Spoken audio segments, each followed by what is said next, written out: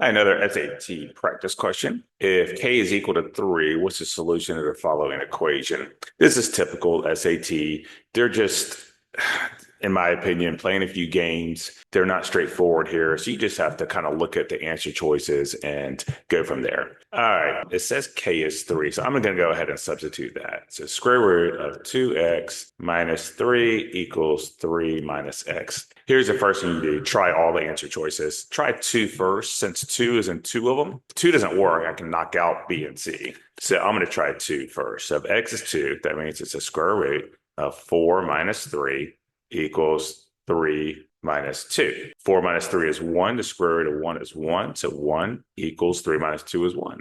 So 2 works. Now, knowing that, I can knock out A and D. Now I got to try 6. Does 6 work? And if 6 does, I know C is right. If not, I know B is right. So the square root of 12 minus 3 equals 3 minus 6.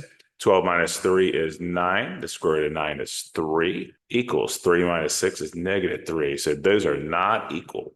So you know 6 doesn't work. So it has to be B2.